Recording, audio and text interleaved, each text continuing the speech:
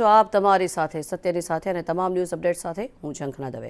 સૌપ્રથમ વાત ભાવનગરની કરીએ। ભાવનગરના સિહોરમાં જૈન દેરાસર પર પથ્થરમારાની ઘટના સામે આવી છે। અજાણ્યા શખ્સો પથ્થરમારો કરી ફરાર થયા। જૈન સમાજના અગ્રણીઓ દેરાસર ખાતે પહોંચ્યા ત્યારે પોલીસે ઘટના સ્થળે પહોંચીને આ સમગ્ર મામલે વધુ તપાસ હાથ ધરી છે। આ દ્રશ્યો જોઈ રહ્યા છો આપ। જૈન સમાજના અગ્રણીઓ દેરાસર ખાતે પહોંચ્યા છે। વધુ માહિતી મેળવીએ। સંવાદદાતા મુકેશ જોશી જોડાયા છે આપણી સાથે। જી મુકેશ, જણાવશો શું છે વિગત, શા માટે કરાયો હતો પથ્થરમારો?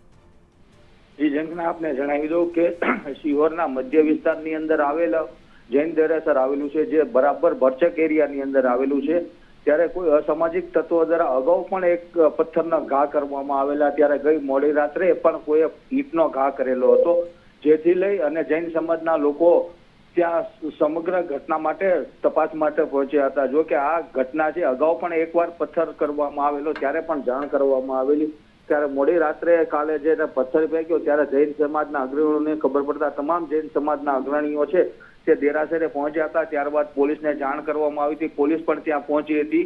જો કે હાલના તબક્કે દેરાસરની આસપાસમાં સીસી કેમેરા નહીં હોવાથી સીસી કેમેરાની પણ તપાસ હાથ ધરવામાં આવી છે આસપાસના વિસ્તારમાંથી, અને સમગ્ર જૈન સમાજ છે તેઓની લાગણી દુભાણી છે। જી આભાર મુકેશ સમગ્ર માહિતી બદલ।